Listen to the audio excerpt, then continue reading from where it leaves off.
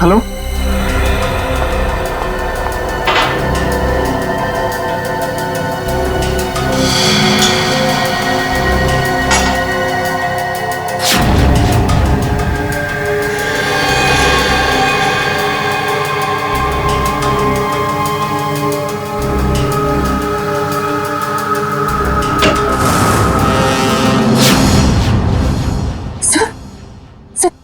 Sir हाँ। Good morning. Bye the वे, आज morning कुछ ज्यादा ही जल्दी होगी नहीं? रात के 1:30 बजे। सर वो एक्चुअली अर्जेंट काम आ गया ना, तो इसलिए सोचा इतनी रात को आपको क्यों डिस्टर्ब करूं, इसलिए मैं खुद ही आ गई। अर्जेंट काम था, मुझे क्यों डिस्टर्ब करना? हाँ right. Bye the way, urgent काम क्या था तारिका, मैं जान सकता हूँ? हाँ सर, ब्लड सैंपल्स को भेजने थे डीएनए टेस्ट के लिए। Tarika, please don't insult my intelligence, please. By the way, पूरे दिन हम ये ब्लड सैंपल्स की बात करते रहे और शाम को 5 बजे तक हमने सारे ब्लड सैंपल्स डीएनए टेस्ट के लिए भेज दिए। तो फिर ये नया कौन सा ब्लड सैंपल आ गया? ये पैंट पे जो ब्लड लगा हुआ था ना, वो सैंपल भेजना रह गया। इस पैंट पर लगा हुआ खून ये भेजने से रह गया हूँ। बाय द वे, ये कौन सा नया एविडेंस है जो डॉक्टर सालुके को नहीं मालूम? वो क्या? और ये पैंट तुम्हें कहाँ से मिली?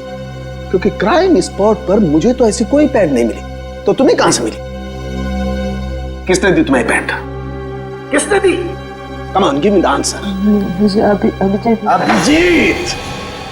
अभिजीत।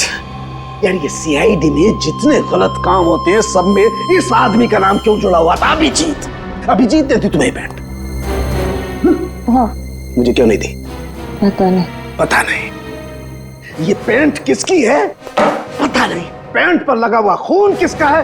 पता नहीं। ये पैंट डॉक्टर सालुके के पास क्यों नहीं आई? पता नहीं। तो तुम्हें क्या पता है डॉक्टर तारिका? क्या पता है? तो तुमने मुझे क्यों नहीं बताया? वो मेरे दिमाग से निकल गया sir. Please Tarika, now you are abusing your own intelligence. मैं अपनी असिस्टेंट को बहुत अच्छी तरह से जानता हूं। तो तारिका के दिमाग में से कोई भी बात बिना वजह नहीं निकल सकती है। तारिका, जरूर कुछ ऐसा है जो तुम मुझसे छिपा रहे हो। ना, come on, tell me please, tell me the truth. ऐसी तो कोई बात नहीं है। ऐसी कोई बात नहीं? You sure? ऐसी कोई बात नहीं? हाँ। ठीक है, ऐसी कोई बात नहीं है तो ठीक है तारिका, इस पैंट को तुम डीएनए टेस्ट के लिए भिजवाओ। अब डीएनए टेस्ट की रिपोर्ट बताएगी कि कौन कितने पानी में है।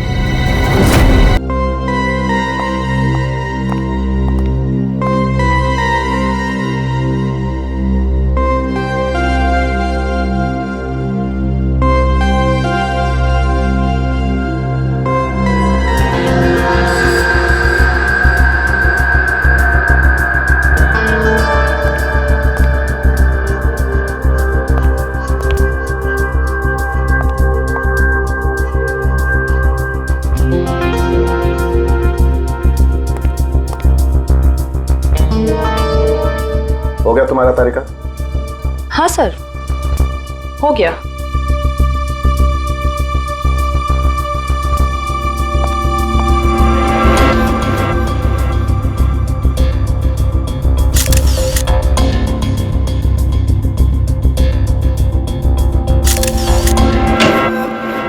सर, दया सर का कुछ पता चला? नहीं, अभी नहीं। सर, मुझे बड़ी टेंशन हो रही है। दया सर के पड़ोसी कह रहे थे कि वो कल से घर पे नहीं आए, उनका फोन भी नहीं लग रहा है। शायद किसी काम में फंस गया होगा। और सर एसीपी सर उनका भी फोन नहीं लग रहा है। सीआईडी की ड्यूटी में ऐसा होता रहता है पंकज। सचिन, उन दोनों मरने वालों के बारे में कुछ पता चला? हाँ सर, एक का नाम कल्लू है और दूसरे का नाम भीकू। पिछले 6 सालों से ये तरह तरह के क्राइम कर रहे थे। पहले चोरी, बाद में किडनैपिंग वगैरह। एड्रेस है इनका? नहीं सर, एड्रेस तो नहीं है, लेकिन इसमें लिखा हुआ है कि भीकू किसी डीएन बार में जाता था रेशमा नाम की डांसर से मिलने के लिए।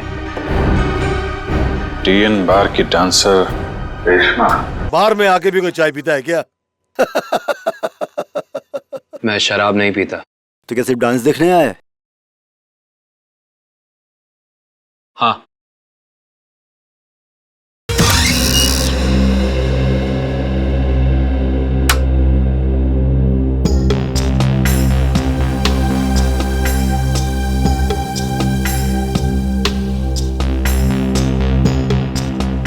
बहुत अच्छा डांस कर लेती है। पहले किस बार में काम करती थी? Disco junction. Disco junction? ये कहाँ पर है? इसका नाम नहीं सुना पहले। अंबर नगर में जो पुलिया है ना, बस उसी पुलिया के नीचे। वहाँ तो वहां से काम को छोड़ दिया। स्टेट बराबर पैसे नहीं देता क्या? बहुत कंजूस था, कंटाल गई, छोड़ दिया। बहुत अच्छा किया जो यहाँ चली आई। ऐसे ही अपनी अदाएं दिखाती रही ना तो देखना सब एक दिन तुम पे कैसे लट्टू हो जाते हैं। वैसे तुझे यहाँ का पता किसने बताया? रेशमा ने। वो कहीं दिखाई नहीं दे रही। रेशमा? उसने तो ये लाइन छोड़ दी। तुझे नहीं पता? नहीं। अब क्या करती है? उसने शादी कर ली। शादी कर ली? हाँ। किससे? बीकू से? बीकू? बीकू को भी जानती हो तुम? जानती वांती नहीं हूँ। वो एक बार उसने बीकू का नाम लिया था बस। बीकू की वजह से ही तो वो मुसीबत में फंसी थी। क्या ऐसा क्या हुआ था? क्या हुआ ये तो पता नहीं, बस इतना जानते हैं कि रेशमा के बार छोड़ने की वजह बीकू था। तो रेशमा ने बीकू से शादी की? बीकू से नहीं, अपने ऑटो ड्राइवर मंगल से, जो उसको यहाँ पे लेके आता था और यहाँ से लेके जाता था। मंगल? ये मंगल रहता कहाँ पर है?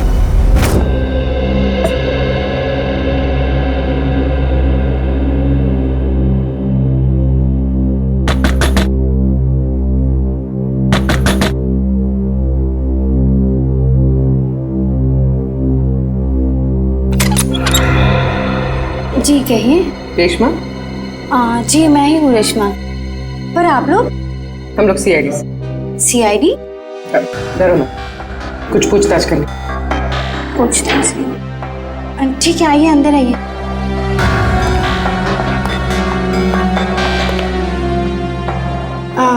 आप लोग चाय ठंडा कुछ लेंगे? जी नहीं, थैंक यू।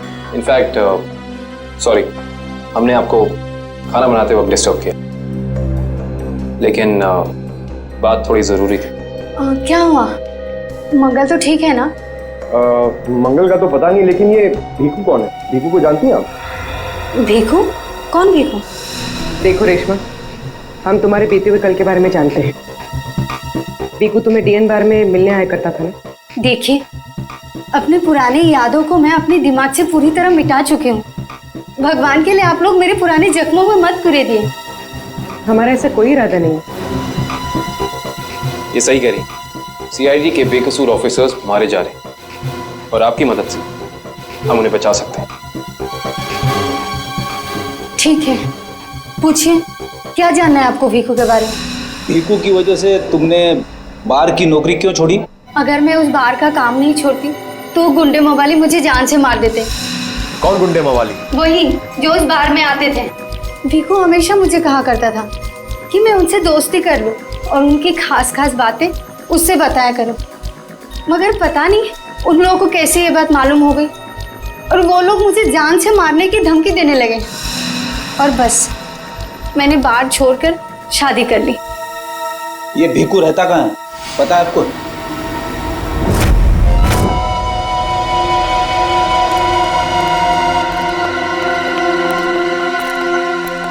सर, भीखू तो मर चुका है, फिर हम लोग यहाँ क्या ढूंढने आए? कोई ऐसा सुराग जो सीआईडी को उसके खूनी तक ले जा सके। देखते हैं क्या मिलता है हमें। ये रहा।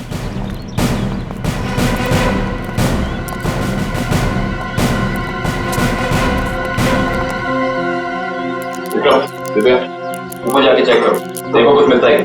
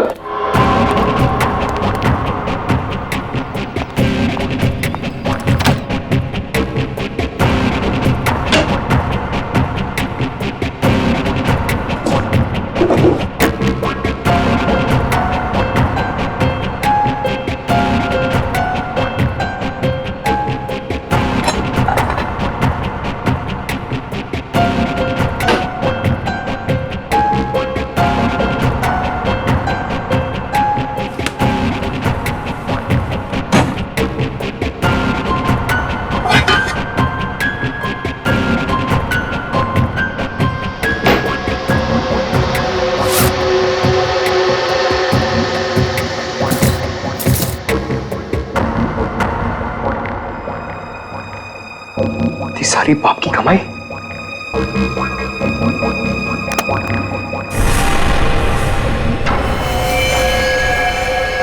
सर सही देखिए,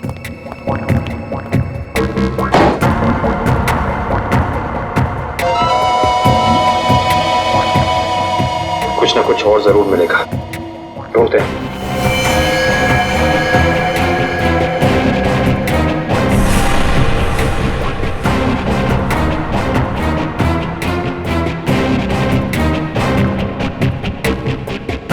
पंकज सर, जरा हाथ लगाना। बस बस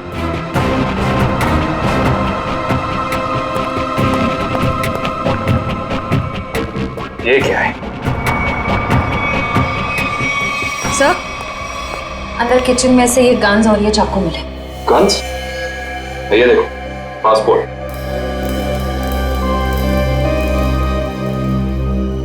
सर, आदमी एक और पासपोर्ट 3?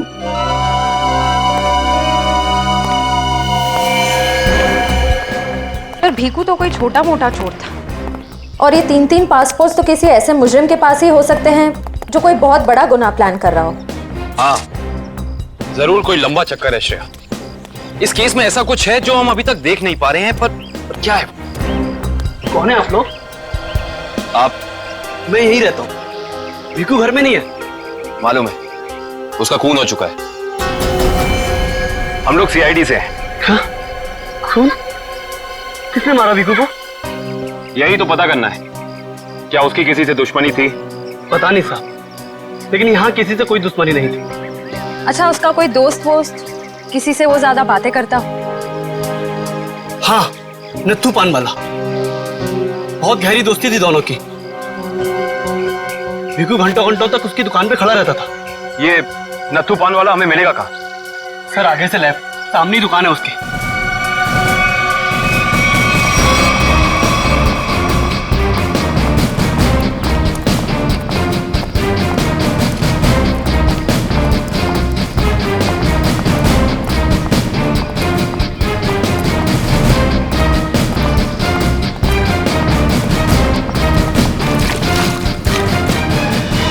तुम्हारे पान में वो पहले वाली बात नहीं रही, न ठीक से सुपारी डालते हो न कत्था।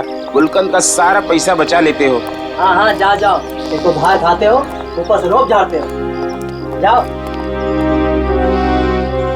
क्या हो गया, क्यों झगड़ रहे हो? कुछ नहीं साहब, इन मुफ्तखोरों को नसीहत देनी पड़ती है। वैसे भीकू तुम्हारा ही दोस्त था ना? भीकू? कौन भीकू? सीआईडी? अब बताओ, इस आदमी को दिन में कितने पान खिलाते हो? ये तो पान खाता ही नहीं है। पान नहीं खाता तो क्या दिन भर यहाँ पे खड़े रह के रेडियो पे कमेंट्री सुनता था वो? बस यूं ही टाइम पास करने आता है। देखो नत्थू भैया, ये जो सीआईडी वाले होते हैं ना, ये इंसान के हाव भाव को देख के समझ जाते हैं कि वो सच कह रहा है या फिर झूठ। मगर मैं तो सच बोल रहा हूँ। अब इसका टेस्ट तो ब्यूरो में होगा। चलो हमारे साथ ब्यूरो चलो। ब्यूरो? नहीं, बताता हूँ, सब बताता हूँ। बताओ जल्दी, वो यहाँ क्यों आता था? लिफाफा देने। कैसा लिफाफा? ये तो पता नहीं लिफाफे में क्या होता है, पर जैसे ही वो लिफाफा देता है, मैं दुकान के बाहर पीला कपड़ा टांग देता हूँ और फिर कोई ना कोई आकर वो लिफाफा ले जाता है। तुमने कभी खोल के नहीं देखा कि लिफाफे के अंदर क्या था? नहीं साहब, भीकू मुझे हर लिफाफे के 5,000 रुपए देता है। मैं लिफाफा खोल के उसके साथ विश्वासघात नहीं कर सकता। तुम्हें आज बिल्कुल वैसा ही लिफाफा सीआईडी टीम देगी और तुम अपनी दुकान के बाहर वही पीला कपड़ा टांगोगे। समझ गए?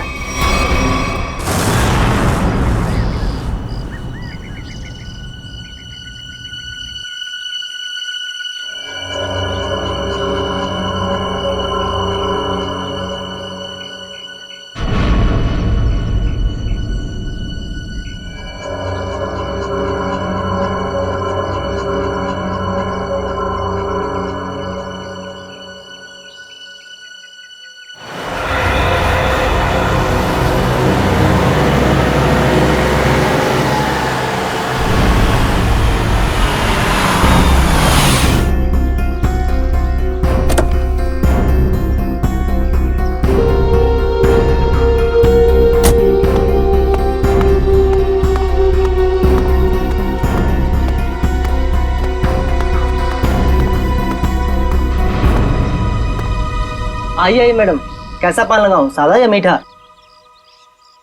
पीला पान। अच्छा समझ गया।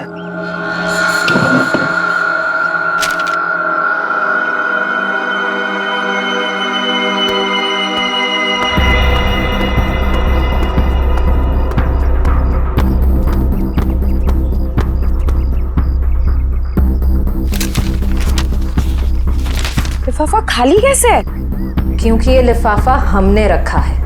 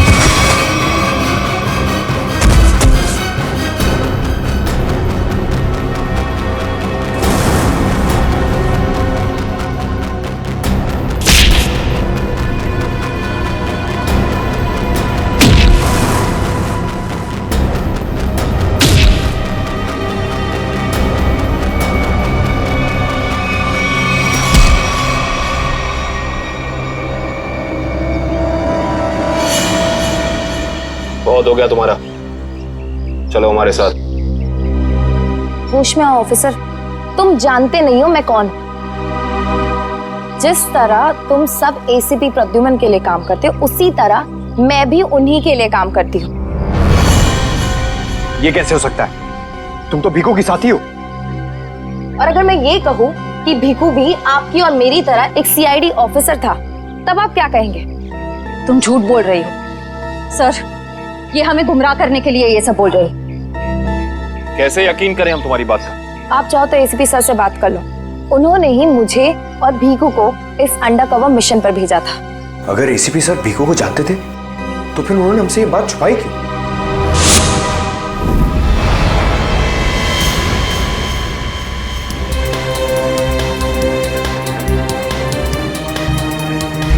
निकेतन। Yes sir. मुझे तुम्हारी एक खास मिशन के लिए जरूरत है।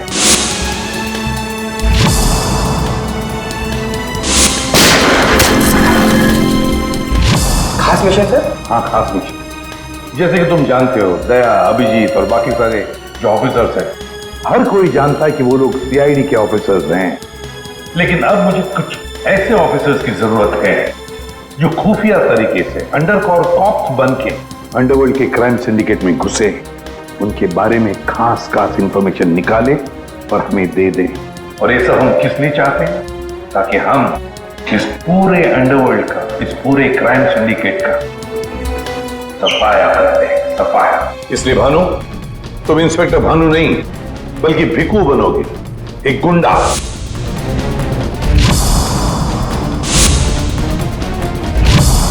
Sure sir. अब मैं आपको कांटेक्ट कैसे करूंगा? नहीं भानु, हम एक दूसरे को कांटेक्ट नहीं करेंगे। 2 साल तक हम एक दूसरे को कांटेक्ट नहीं करेंगे, बल्कि तुम इस पूरे अंडरवर्ल्ड में घुल मिल जाओगे और उनकी जिंदगी अपनी जिंदगी बनाकर जियोगे, समझे? मेरे परिवार वालों का क्या?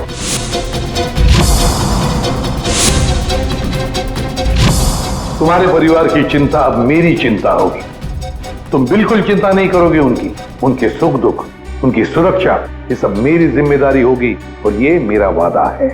बस तुम सिर्फ इतना बताओ कि अपनी जिंदगी के कुछ साल इस मिशन को देने के लिए तैयार हो। कुछ साल तो क्या सर, अगर आप कहेंगे तो मैं अपनी जान भी न्यौछावर कर दूंगा देश के ऊपर, पीछे नहीं हटूंगा। गुड।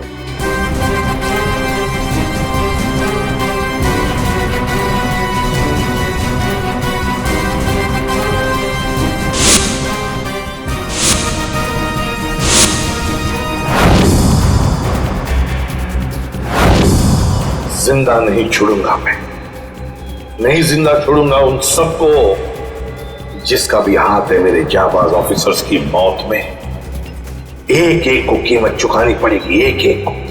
ये मेरा वादा है, नहीं छोड़ूंगा मैं किसी को भी।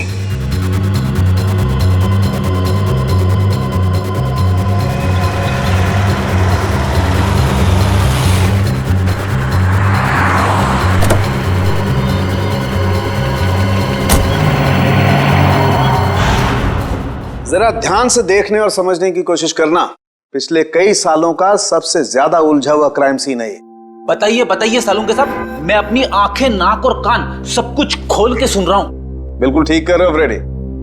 देखो, कल्लू बैठा हुआ था यहां इस कुर्सी पर ऐसे, और भीखू बैठा हुआ था यहां इस चेयर पे ऐसे। और पहली गोली किसे लगी? पहली गोली लगी कल्लू को। Shoot Abhijeet, shoot, shoot Abhijeet, shoot.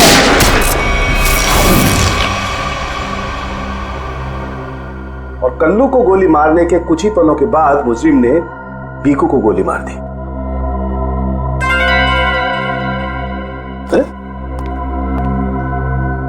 Abhijit, क्या बात है? तबीयत ठीक नहीं है? हाँ, मैं तो ठीक हूँ। क्या ठीक हो यार?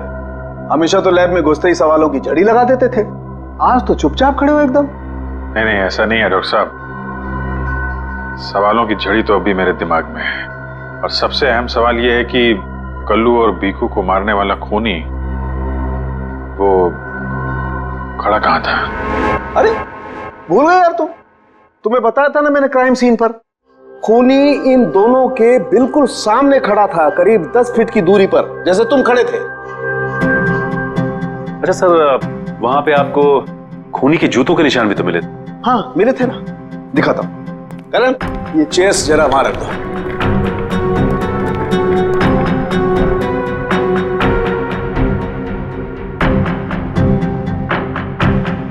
ये देखो, ये है वो जूतों के निशान।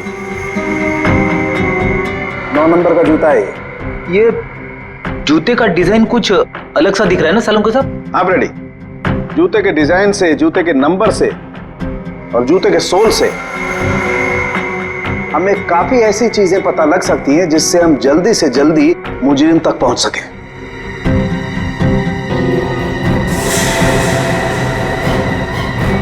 अभिजीत, तुम अपने जूतों की तरफ क्यों देख रहे हो भाई? नहीं नहीं, वो ऐसे ही। आप कह रहे थे कि आपको 4 शेल्स मिले थे क्राइम सीन पे से। हाँ मिले थे, मुझे वहां पर 4 गोलियों के शेल्स मिले थे। उनमें से 2 शेल्स उन 2 गोलियों के थे जो भीखू और कल्लू को मारी गई थी। एक शेल मिला था मुझे कल्लू की लाश के पास में और एक शेल मिला था तारिका को दरवाजे के पास में। मतलब किसी ने गोली दरवाजे के पास से चलाई थी? हाँ सचिन, मुझे लगता है खूनी जब कल्लू और भीखू पर गोली चला रहा था, कमरे में कुछ और लोग भी दाखिल हुए और उन्होंने अंदर घुसते ही गोलीबारी शुरू कर दी, जिससे 2 और लोग जख्मी हुए। क्योंकि वहां पर मुझे 4 लोगों के ब्लड सैंपल्स मिले हैं। अरे बाप रे बाप, 4 लोगों के खून, 4 गोलियों के शेल। सालू के साहब, ये केस किसी बोर्ड के एग्जाम से कम नहीं है। 4 लोगों का खून मतलब कल्लू और भीखू के अलावा 2 और लोग भी घायल हुए। हाँ विजय। तो ये जो 2 और लोगों के खून थे वो किसके हैं, कुछ पता चला? नहीं अभिजीत, अभी डीएनए टेस्ट की रिपोर्ट आने वाली है। और सर वो गोलियों के शेल, उसकी रिपोर्ट आई क्या? सचिन, इस सब में थोड़ा वक्त लगता है यार, थोड़ा वक्त दो। एनीवेज, वो दया की कुछ खबर? नहीं सर, दया सर का अब तक कुछ पता नहीं है। उनका फोन भी नहीं लग रहा है, ना ही फोन ट्रेस हो पा रहा है। पता नहीं कहाँ है और किस हाल में है। एक्सक्यूज मी, मैं अभी आया। ये कहाँ चला गया यार? हो क्या गया इसे आज? पता नहीं सर, आज कुछ अजीब सा बिहेव कर रहे हैं। शायद दया सर की वजह से परेशान होंगे, हो सकता है। एक मिनट। हाँ वैभव, डीएनए रिपोर्ट मिल गई? आप तो लेके आ जाओ फौरन। यस।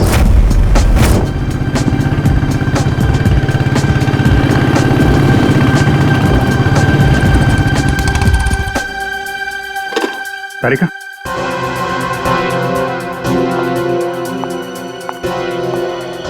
क्या वो जो मेरे पैंट पे खून लगा था उसकी डीएनए रिपोर्ट आ गई? हाँ आ गई। किसका किसका खून है? कोई पुराना मुजरिम है? नहीं, किसी पुराने मुजरिम का खून नहीं है। तो फिर किसका खून है? तुम खुद ही क्यों नहीं देख लेते?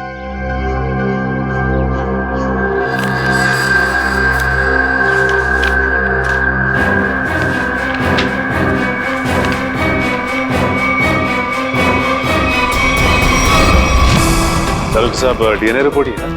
हाँ सचिन, डीएनए रिपोर्ट ही है। और ये रिपोर्ट बता रही है कि 3 लोगों का ब्लड ग्रुप मैच हो गया है, चौथे का ब्लड ग्रुप हमारे रिकॉर्ड में नहीं है। अब देखते हैं किन किन लोगों का ब्लड ग्रुप मैच हो गया। 2 तो उन्हीं के होंगे ना, भीखू और कल्लू के। हाँ रेडी, अभी देखते हैं, पता लग जाएगा। ये ब्लड ग्रुप तो भीखू का है जो मैच हो गया है, और ये कल्लू का ब्लड ग्रुप भी मैच हो गया है, और ये तीसरा। माय गॉड, क्या हुआ सर? क्या हुआ सचिन? ये देखो सचिन, क्या हुआ? माय गॉड, तीसरा ब्लड ग्रुप दया सर का है। ये कैसे हो सकता है? दया का खून मेरी पैंट में? यही तो मैं तुमसे पूछना चाहती हूँ। दया पिछले 24 घंटे से गायब है। क्या किया है तुमने उसके साथ? हाँ, क्या किया? मैं क्या करूंगा दया के साथ? Daya, shoot Abhijeet, shoot shoot Abhijeet, shoot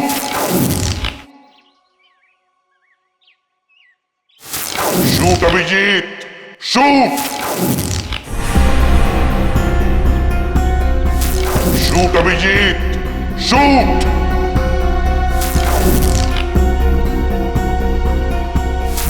Abhijit,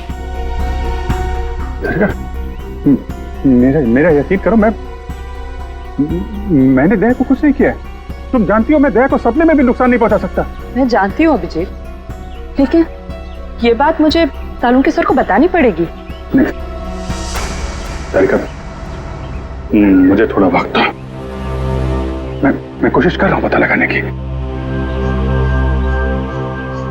I am sorry, मैं इस तरह से चुपके चुपके काम नहीं कर सकती, मुझे बताना पड़ेगा उन्हें।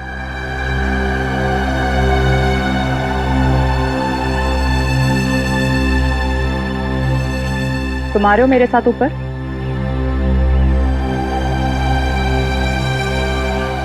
तुम आ रहे हो क्या?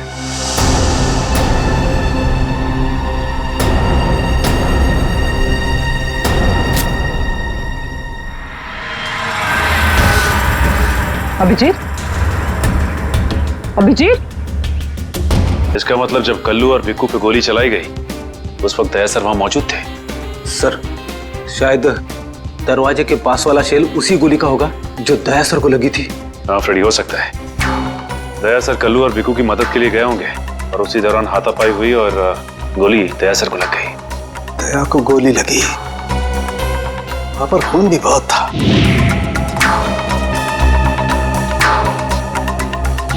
पता नहीं किस हाल में होगा दया। लेकिन दया सर अकेले ऐसे खतरनाक मिशन पे गए क्यों? अरे मुझसे पूछ लिया होता, मैं चल पड़ता उनके साथ। फ्रेडी, ये सब करने का मौका ही नहीं मिला होगा दया सर को। जिसने भी दया सर पे गोली चलाई है ना, छोड़ूंगा नहीं उसे। लेट्स होप दया जहां भी हो, जैसा भी हो, एकदम ठीक हो। जी हो गया, अब मैं जाऊं? जा सकता है, लेकिन अगर अपनी जान की सलामती चाहिए तो इधर आके ये गोली वोली निकाला ये बाहर किसी को बोलना नहीं, क्या? समझ गया। निकल।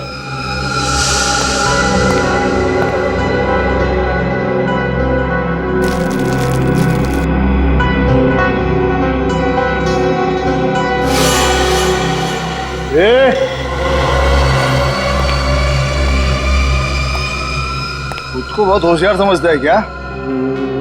नहीं, वो तो नहीं, इधर होशियार सिर्फ मैं हूं, समझा? उठा अपना तामझाम और निकल यहां से। इसके आंख पे पट्टी बांध के इसको छोड़ के आओ। चलो चल निकल।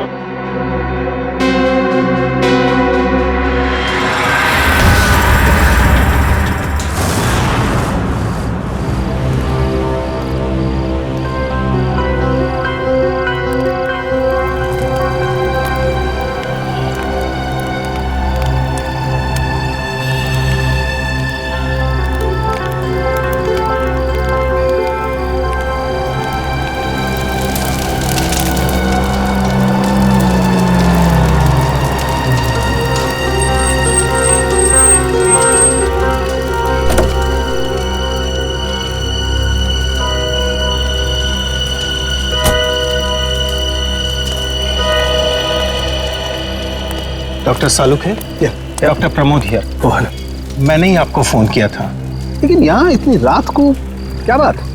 बात आपके सीआईडी ऑफिसर दया की है।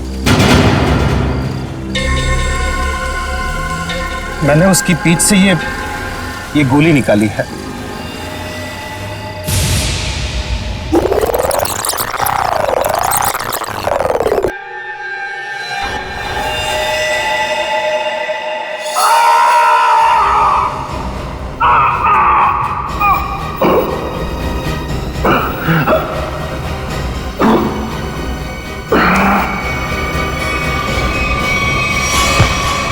दया सर? उसकी हालत बहुत खराब है। तुम जानते हो दया का? नहीं, वो तो मैं नहीं जानता। तुमने दया की पीठ से गोली निकाली और तुम्हें मालूम नहीं दया कहाँ है? क्या बात कर रहे हो तुम? देखिए, मुझे कुछ लोग जबरदस्ती उठाकर आंख पर पट्टी बांधकर लेकर गए थे और उन्होंने ये गोली निकलवाई। तुम जानते हो वो लोग कौन थे? मैं सच में नहीं जानता, पर इतना जरूर जानता हूं कि वो जो भी लोग थे बहुत खतरनाक लोग थे। सर, दया की पीठ से बहुत खून बह चुका है और हो सकता है कि जहर पूरी बॉडी में फैल गया हो। अगर दया को वहां से जल्दी निकाला नहीं गया तो उसका बचना नामुमकिन है सर। I know। दया की जान खतरे में।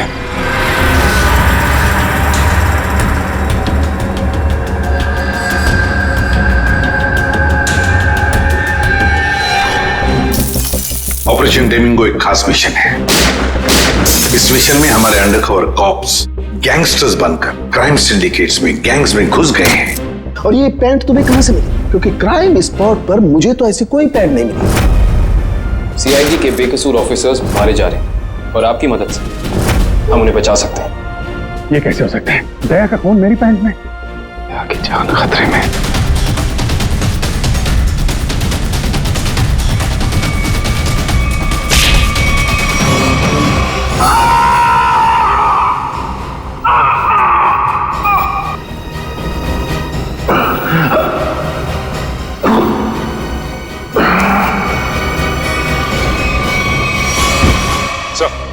शहर में जितने भी चेक नाके हर जगह पता किया, ना ही एसीपी सर का पता लगा और ना ही दया सर का। एसीपी का तो पता नहीं लगा, लेकिन दया का पता लग गया। पता चल गया? कहाँ है वो? जी, उन्हें कुछ गुंडे उठाकर कहीं कैद करके रखे हुए हैं। उनकी हालत बहुत खराब है। ये डॉक्टर प्रमोद, गुंडे ने जबरदस्ती उठा करके ले गए थे। एक्चुअली दया की पीठ में गोली लगी थी जो गुंडों ने इनसे निकलवाई थी। दया सर को गोली लगी थी? अभी दया कैसा है? खतरे से बाहर है? कुछ कह नहीं सकते।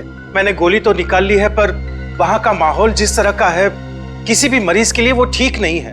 आपको कुछ तो याद होगा डॉक्टर साहब, कहाँ है उन गुंडों का अड्डा? उन्होंने मेरी आंखों पर पट्टी बांधी हुई थी तो मैं कुछ देख नहीं सका। वहां जाने के बाद तो पट्टी खोली होगी ना? वहां पे देखा होगा उनको? उनके चेहरे याद हैं आपको? जी, चेहरा देखा हुआ है। Very good. पंकज, इसके जाट को बुलाओ जल्दी से।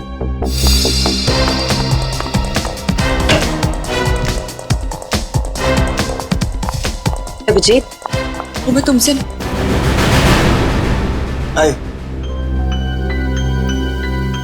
सर, आप यहाँ पे? हाँ, मैं यहाँ पर। अच्छा तारिका, पेट पर जो ब्लड लगा था उसकी डीएनए रिपोर्ट आ गई? हाँ हाँ। तो वही बताने आई होगी ना तुम अभिजीत सर को, या फिर तुमने पहले ही बता दिया होगा? अपने बॉस को, डॉक्टर सालुके को बताना कतई जरूरी नहीं समझा? नहीं, कोई बात नहीं, हो जाता है। चलो कोई बात नहीं। क्या है उस डीएनए रिपोर्ट में? वो ब्लड सैंपल किसका है तारिका?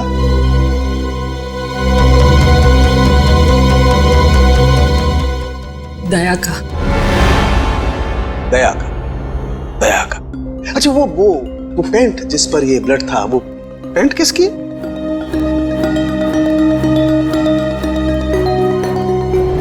ये कैसे हो सकता है? दया का खून मेरी पैंट में। अभिजीत की। अब इतने दूर आए हैं तो ऐसे ही टाइम बेकार थोड़ी जाने दूंगी मैं। वाह बीवी जी वाह, इसे कहते हैं बहती गंगा में हाथ धोना। केतन, बहुत प्यास लगी है, नारियल पानी पीते हैं, चलो ना। केतन, अरे नहीं, क्यों? चलो ना प्लीज। केतन, बाकी शॉपिंग ना किसी और दिन करते हैं, चलो घर चलते हैं। नहीं, मुझे अभी शॉपिंग किसी और दिन। क्यों? समझो ना यार, मेरा पेट खराब है, प्लीज। नहीं अभी समझा करो। मैं कह रही हूँ ना, अभी चलते हैं, प्लीज मानो बात। केतन, कहाँ थे तुम केतन? कौन है ये? मुझे क्या पता, मैं इन्हें नहीं जानता। तुम मुझे नहीं जानते? अपनी सिमी को नहीं जानते केतन? देखिए बहन जी, आपको कोई गलतफहमी हो गई है। ये केतन नहीं है, ये मेरे पति जय है। मुझे अपने पति को पहचानने में कोई गलतफहमी नहीं हुई। ये मेरे केतन हैं। शायद आपके पति की शक्ल मेरे से मिलती होगी। मेरा नाम तो जय है, जय धनकिशोर। ये देखिए मेरा ड्राइविंग लाइसेंस। तुम पुलिस वालों के लिए ड्राइविंग लाइसेंस झूठे बनाना बहुत आसान है, मैं सब जानती हूँ। पर तुम ऐसा क्यों कर रहे हो? पुलिस? बहन जी, ये पुलिस में नहीं है, ये तो मार्केटिंग मैनेजर है। ये मार्केटिंग मैनेजर नहीं, मेरे पति हैं, एक पुलिस ऑफिसर। 6 साल पहले केस की ड्यूटी के लिए गए थे और आज तक वापस नहीं लौटे। 6 साल पहले? हाँ। आपकी शादी कब हुई? 5 साल पहले। तुम मुझ पे शक कर रही हो, और वो भी इस अजनबी औरत के कहने पे। चलो। केतन रुको, केतन।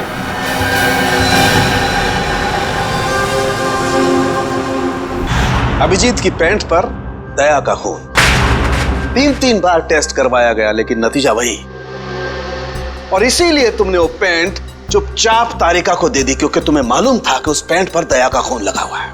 अगर मुझे पता होता कि मेरी पैंट पे दया का खून है तो मैं उसे टेस्ट करने के लिए देता ही क्यों?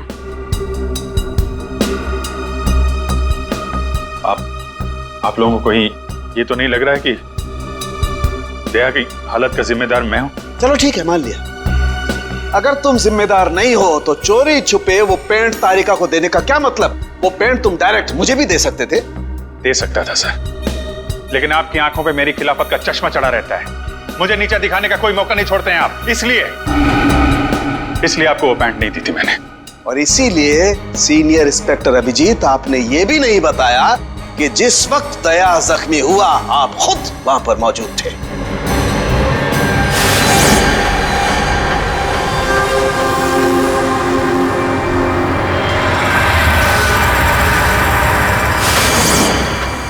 बता देता, अगर मुझे याद होता तो। मुझे अब भी याद नहीं है कि उस रात क्या हुआ था। ओह आई सी, आपको याद ही नहीं है कि उस रात क्या हुआ था।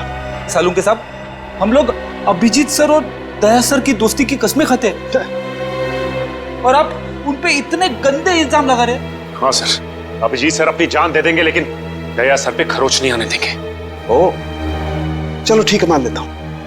मैं अपने शब्द वापस लेता हूं। सॉरी, मैं मान लेता हूं कि दया आज जिस हालत में है उसका जिम्मेदार अभिजीत नहीं है, लेकिन मैं ये बात मानने को कतई तैयार नहीं हूं कि जब दया घायल हुआ अभिजीत वहां था तो भी उसे कुछ याद नहीं। कोई तो ऐसी बात होगी जो अभिजीत के दिमाग में घुस गई होगी, कुछ तो। इट्स इम्पॉसिबल, कुछ भी याद नहीं है। डॉक्टर साहब, मेरी दुखती हुई नस पे नमक मत छिड़किए।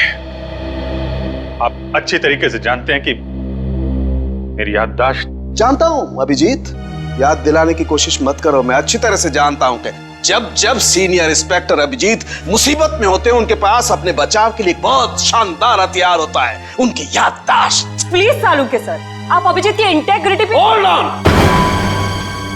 Hold on doctor Tarika, integrity का पाठ आप मुझे मत पढ़ाइए। आपने सीआईडी का सबसे बड़ा नियम तोड़ा है, हम लोगों से इतना इंपॉर्टेंट सुराग छुपाने का। Understand that?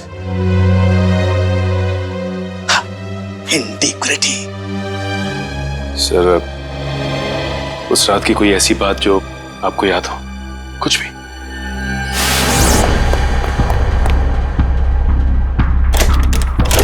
मैं तेजा के पीछे भाग रहा था, वो भाग के गाड़ी में बैठ गया और फिर किसी ने उसे गोली मार दी और गाड़ी से बाहर फेंक दिया।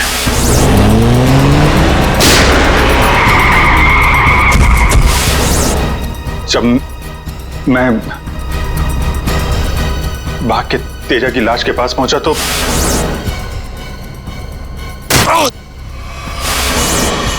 किसी ने मेरे गर्दन के पीछे कुछ सुई जैसी, फिर मैं बेहोश हो गया और दूसरे दिन जब आंख खुली तो मैंने पाया कि मैं एक सड़क के ऊपर गिरा पड़ा। इस बीच क्या हुआ मुझे कुछ याद नहीं, मुझे कुछ याद नहीं। ठीक है, कोई बात नहीं। उस रात एग्जैक्टली क्या हुआ था ये पता चल जाएगा इस गोली के जरिए। ये वो गोली है जो दया की पीठ में से निकाली थी डॉक्टर प्रमोद ने, और इस गोली की बैलिस्टिक रिपोर्ट से पता चल जाएगा कि दरअसल ये गोली किसकी गन से चली है। Tarika, come with me. Doctor Pramod, एक मिनट। आपको स्केच बनवाने हैं और मुझे आपसे कुछ सवालों का जवाब चाहिए। जी पूछिए। डॉक्टर साहब, आपको उन गुंडों ने कहां से किडनैप किया था? प्रताप नगर से। और फिर आपकी आंखों पे पट्टी बांध दी थी? जी, और उसके बाद गाड़ी में बिठाकर उनके अड्डे तक लेकर गए। अड्डे तक पहुंचने में आपको कितना टाइम लगा होगा, कुछ याद है आपको? 40-45 मिनट। 40-45 मिनट। कितने बजे की बात है ये? रात के तकरीबन 10:30 बजे की। 10:30 बजे रात? उस वक्त तो प्रताप नगर में ज्यादा ट्रैफिक नहीं होता है, सड़कें खाली रहती है। श्रेया, शहर का मैप लेकर आओ और उन सभी जगहों की लिस्ट बनाओ जहां पे प्रताप नगर से 45 मिनट में पहुंचा जा सकता है। श्रेया, क्या बात है? शहर का मैप लेकर आओ जल्दी। सॉरी सर, मेरी तबीयत कुछ ठीक नहीं लग रही। एक्सक्यूज मी।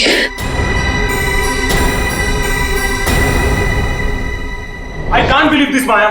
तुम्हें अपने पति की बात पे विश्वास नहीं है, लेकिन उस अनजान औरत की बात पे पूरा भरोसा है। एक औरत दूसरी औरत की आंखों में झांककर देख सकती है कि वो सच कह रही है झूठ, और उसकी आंखों में सच्चाई नहीं, उसके आंसू झूठे नहीं थे। माया, उसने 2-4 आंसू के बाद ही वो सच्ची हो गई, और मुझे रोना नहीं आता तो मैं झूठा हूँ। सच बताओ, बताओ सच की कितने बीवी है तुम्हारी, और बताओ मुझे जे। अरे मुझसे एक तो समझ नहीं रही, मैं और रख के क्या करूंगा? वो तो आज मेरा नसीब अच्छा था कि मार्केट में तुम्हारी पोल खुल गई, वरना जिंदगी भर मैं यही सोचती रहती कि तुम मुझसे प्यार करते हो। हाँ माया, ये बात सच है कि मैं सिर्फ तुमसे प्यार करता हूँ। माया, तुम बताते क्यों नहीं हो सच अपने बारे में, अपने अतीत के बारे में कुछ बताते क्यों नहीं हो मुझे? माया, सब कुछ तो तुम्हें पता है कि मेरा आगे पीछे कोई नहीं है, और तुम्हारे अलावा है कौन मेरा? और तुम्हारा काम पुलिस में हो या मार्केटिंग मैनेजर हो? मार्केटिंग माया, सब झूठ। मुझे तुम्हारे ऑफिस जाना है, बस आई डोंट केयर, मुझे तुम्हारे ऑफिस जाना है। ठीक है, ऑफिस जाना है, मैं तुम्हें अगले हफ्ते अपने ऑफिस लेके चलूंगा। खुश? क्यों अगले हफ्ते क्यों? हाँ, कल क्यों नहीं? बल्कि मैं कहती हूँ कल नहीं, मुझे आज अभी इसी वक्त तुम्हारे ऑफिस जाना है। शक्की भी एक हाथ होती है यार।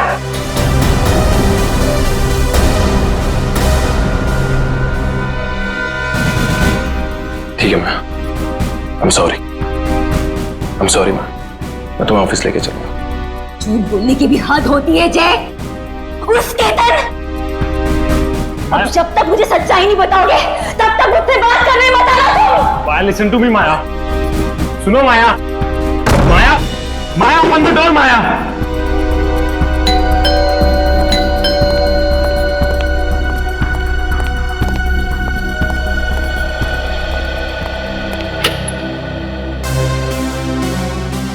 आप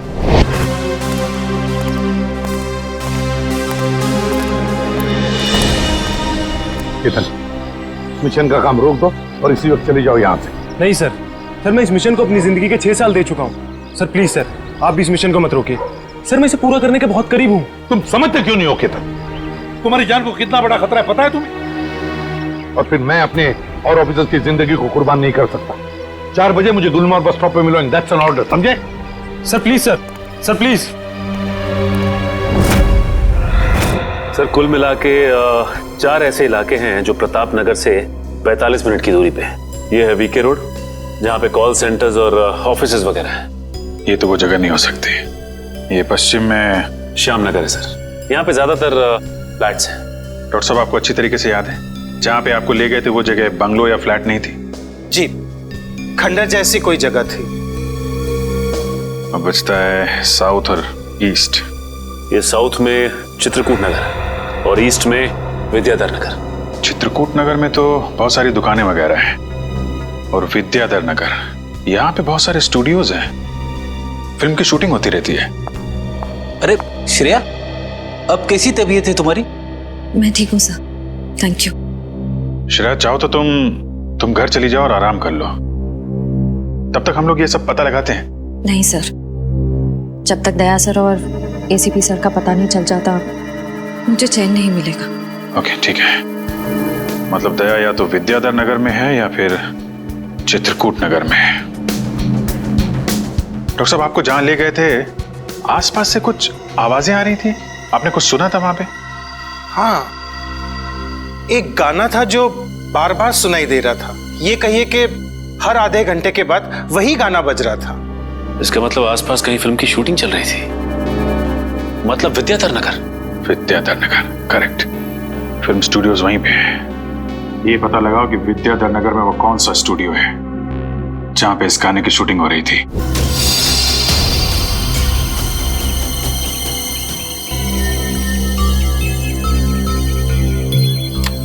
सर? हाँ पूर्वी, गोली मिल गई। राइफल की गोली लगती है। रख लो इसे।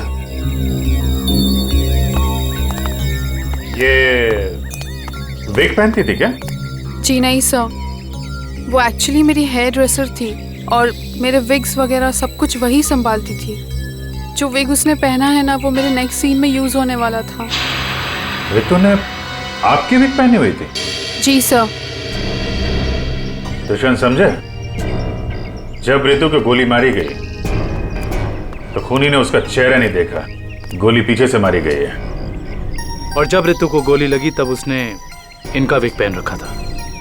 मतलब गोली पे रितु का नहीं, आपका नाम लिखा था। क्या? जी हाँ, आपकी जान खतरे में है। ये देखो, 0.338 कैलिबर की गोली है ये, जिससे रितु को मारा गया है, जो सिर्फ स्नाइपर राइफल से चलाई जा सकती है। तो सालुंके साहब, ये इसके सिर पे 2 लाल निशान क्या हैं? ये लाल निशान एंट्री और एग्जिट वुंड है। रितु की खोपड़ी में गोली यहां से घुसी और यहां से बाहर निकली। ये एग्जिट वुंड एंट्री वुंड से आधा इंच करीब नीचे है, मतलब गोली ऊपर से नीचे की तरफ आई है।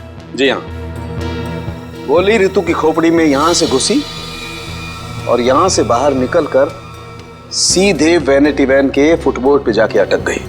और हमारे कैलकुलेशंस के हिसाब से गोली चली है यहाँ से, ऐसे। गोली लगभग 2-3 मंजिल की ऊंचाई से चलाई गई है। काफी कुछ पता लगा लिया सर आपने। हाँ, रितु के केस में तो मैंने काफी कुछ पता लगा लिया है।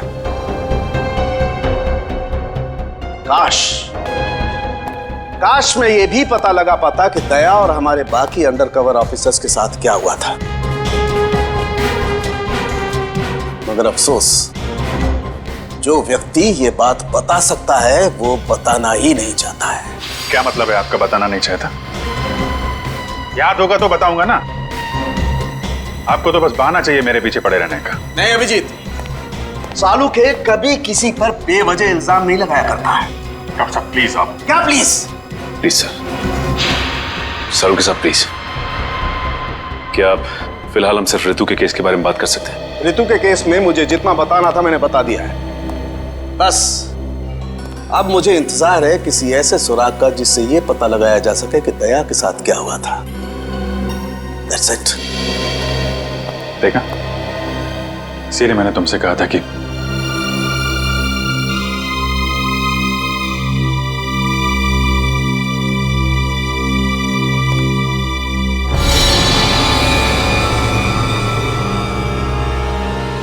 Sharp shooter. साहब मैं आपको बोल रहा हूँ ना, पिछले 1 हफ्ते से यहाँ कोई शूटिंग नहीं हुई, तो यहाँ किसी का आने का सवाल ही नहीं उठता। मतलब पिछले 1 हफ्ते से तुम्हारे अलावा स्टूडियो में कोई नहीं आया? जी नहीं साहब। मतलब गोली तुमने चलाई? मैं गोली कैसे चला सकता हूँ? मुझे तो दिवाली के पटाखों से भी डर लगता है। तो फिर ठीक से सोच के बताओ, कोई ना कोई तो गया था दूसरे माले में। हाँ साहब, एक प्लम्बर आया था वो पाइप ठीक करने के लिए। दूसरे माले पे? जी हाँ। चलो जरा ऊपर। चलिए।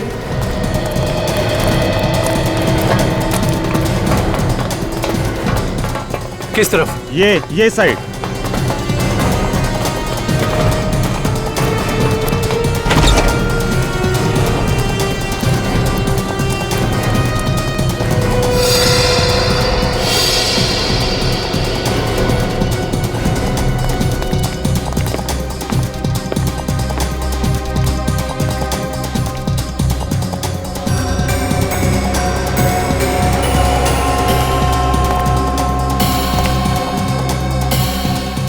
यहां से। रितु वहां पे थी और शार्प शूटर ने गोली शायद यहां से चलाई होगी।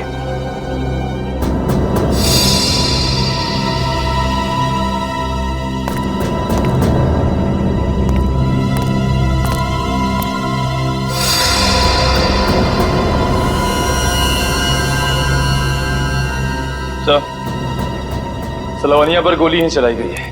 गिरा उस गोली का शेल। तुम साहब इसमें मेरा कोई दोस्त नहीं है साहब।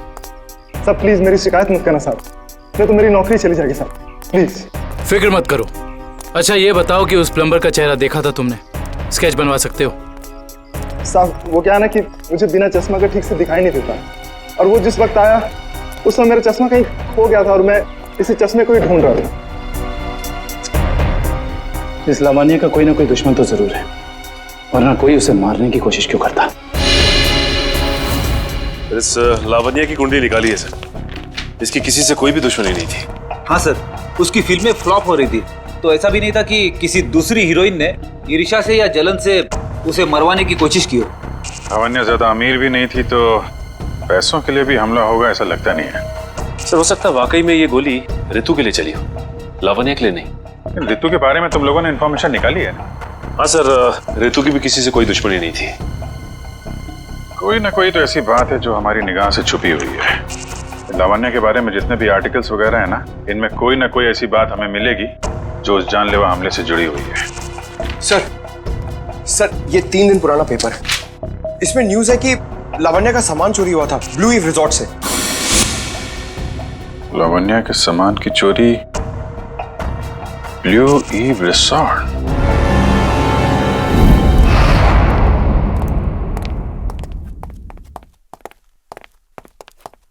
यही रूम है सर।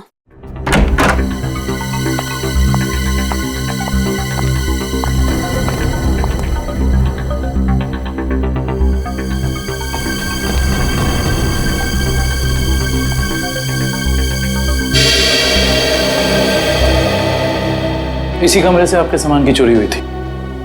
जी हाँ सर, पर कुछ खास सामान नहीं था, यही कुछ 1,500-2 हजार रुपए और नकली ज्वेलरी। और पुलिस को कोई सुराग नहीं मिला यहाँ से? नहीं सर। और चोर अंदर आया कहाँ से होगा? खिड़की से, एसी डक्ट से, या फिर सर दरवाजे से आया था। पुलिस के मुताबिक उसने चाबी का इस्तेमाल किया था अंदर आने के लिए। और ये कमरे की चाबी किस किस के पास थी? एक मेरे पास और एक इन लोगों के पास। तो मतलब होटल के किसी अंदर वाले का भी काम हो सकता है ये? मैडम आप कैसी बातें कर रही है? 15 साल पुराना होटल है हमारा, हमने पूरी ईमानदारी और मेहनत से इसकी गुडविल बनाई है, और हमारे होटल का कोई आदमी ऐसा नहीं कर सकता। या तो ये काम किसी होटल वाले ने किया है, या फिर किसी बाहर वाले ने चाबी चुरा कर उसकी डुप्लीकेट चाबी बनवा ली है। और इन दोनों ही सिचुएशंस में आपका होटल जिम्मेदार है, समझे आप? रहने भी दीजिए ना सर, कहाँ इन छोटे मोटे सामान के लिए आप इन लोगों को परेशान कर रहे हो? लवानिया जी, हम ये पूरी कार्रवाई आपके सामान के लिए नहीं, बल्कि उस आदमी को पकड़ने के लिए कर रहे हैं जिससे आपकी जान को खतरा है। क्योंकि हमें लगता है इस चोरी का संबंध आपके ऊपर हुए जानलेवा हमले से हो सकता है। इसलिए जरा ठीक से याद करके बताइए, और कोई खास सामान या कोई कीमती चीज जो चोरी हुई थी? हाँ, मेरा तो नहीं, मगर मेरी हेयर ड्रेसर ऋतु का सामान चोरी हुआ था, और उसके बाद वो अचानक से उसका मूड खराब हो गया और वो बहुत रो रही थी। ऐसा क्या सामान चोरी हो गया उसका? एक अजीब सा शोपीस था। शोपीस? हाँ, मुझे भी हैरानी हो रही थी कि एक शोपीस के लिए वो इतने आंसू बहा रही है, और मैंने उसे कहा भी कि मैं एक नया शोपीस ला दूंगी उसके लिए, पर शायद वो शोपीस उसके लिए कीमती था। बहुत महंगा शोपीस था क्या? नहीं, ट्रिपोलिया बाजार में जो चाइनीज सामान की दुकान है ना, वहीं से लिया था। होगा कुछ 700-800 रुपए का। ट्रिपोलिया बाजार में चाइनीज सामान की दुकान?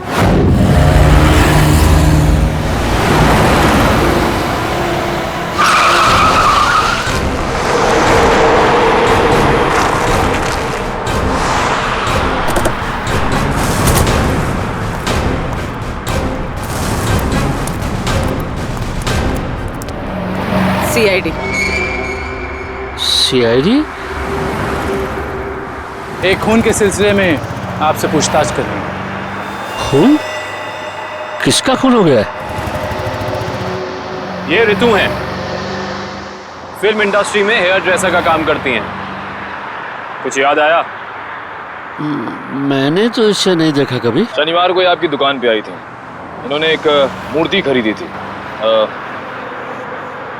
इस जैसी मूर्ति थी। शनिवार को तो मैं छुट्टी पे था। हाँ, सुशांत दुकान संभाल रहा था। क्यों सुशांत? तुमने देखा था इन्हें? हो सकता है यो, शनिवार का दिन बहुत बिजी दिन होता है ना, बहुत से लोग आते हैं। कुछ याद नहीं आ रहा। अच्छा जरा वो मूर्ति दिखाना। वो वाली भी।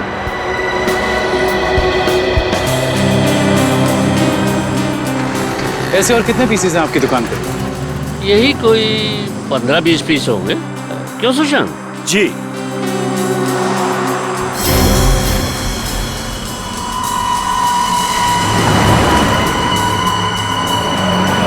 ये इन 2 बॉक्सेस पे ये क्रॉस के निशान क्यों लगे? अरे वो तो डिफेक्टिव पीस है, इन्हें फैक्ट्री वापस भेजना है, किसी काम के नहीं आपके। वो अभी पता चल जाएगा। दिखाओ इधर, दिखाओ।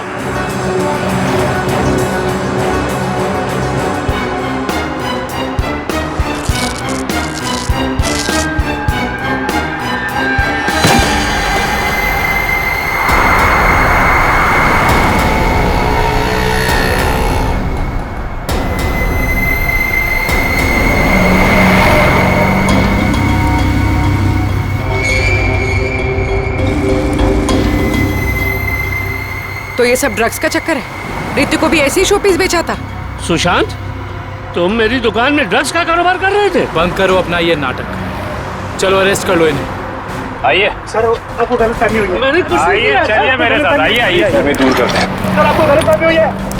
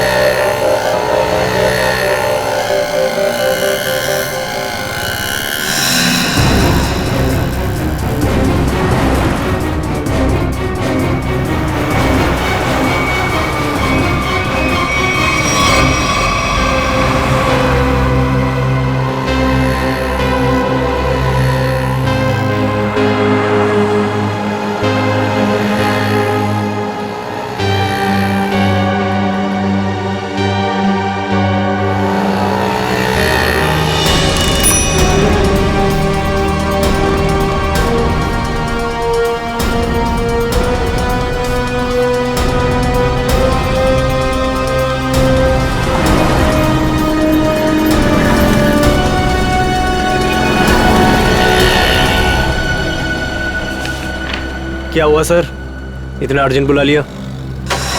जय, तुम्हारी जान को खतरा है। तुम सब लोगों के बारे में किसी को पता चल गया है और वो एक एक करके मारे जा रहा है। ये कैसे हो सकता है सर? आखिर ये खबर खोली किसने? वही तो समझ में नहीं आ रहा है, वही तो पता लगाना है। तुम एक काम करो, इसमें भोपाल की टिकट है और 10,000 रुपये है। जल्दी से निकल लो यहां से, जाओ निकल लो जल्दी। जय, जय क्या हुआ? जय जय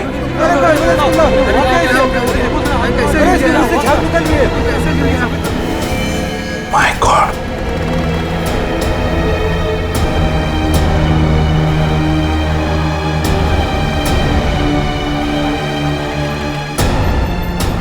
मेरा एक और अंडरकवर कॉप मर गया, एक और सीआईडी ऑफिसर मर गया और मैं उसे बचा नहीं पाया।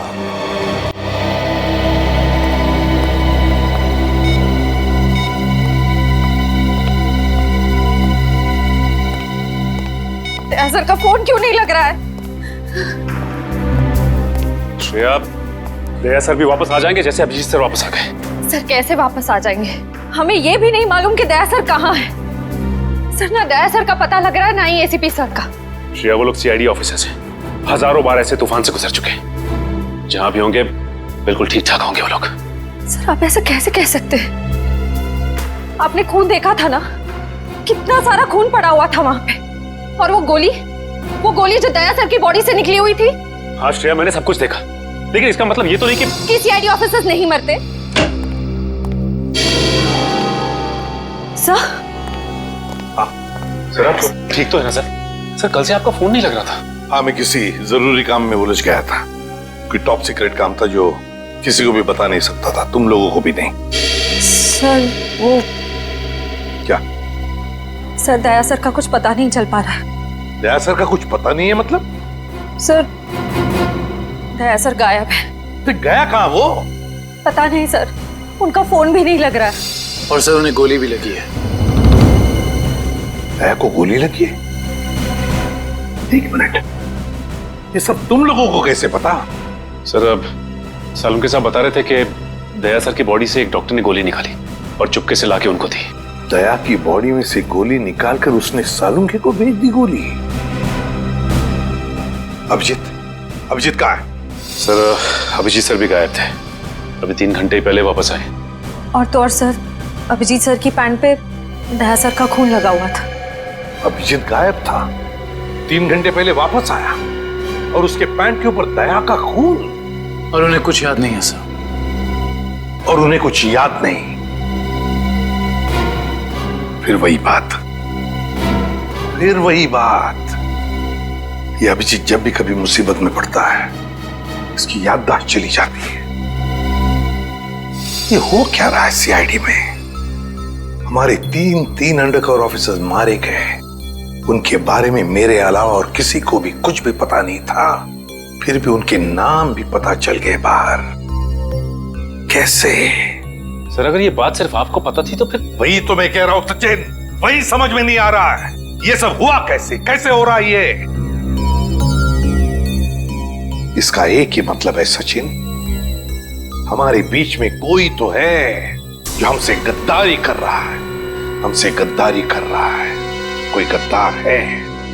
और सर एक बात और, एक हेयर ड्रेसर का खून हो गया सर। Hairdresser? हाँ सर, शूटिंग के दौरान उसका खून हुआ। सर लगता है ये खून ड्रग्स की वजह से हुआ है। और सर छानबीन के दौरान एक आदमी तक पहुंचे भी, लेकिन बाद में वो भी मारा गया। और सर उसकी जेब से हमें ये कागज मिला है सर, इसके ऊपर कुछ नंबर्स लिखे हुए हैं। 1856372459 1835672345। सचिन, ये कोई सेल फोन नंबर्स या फिर टेलीफोन नंबर्स भी नहीं हो सकते। ये नंबर्स कुछ और ही है। ये नंबर्स कुछ और ही है। क्या नंबर्स हो सकते हैं ये? इस तरह के और भी एपिसोड देखने के लिए हमारे चैनल को सब्सक्राइब करें और बेल आइकन दबाना ना भूलें।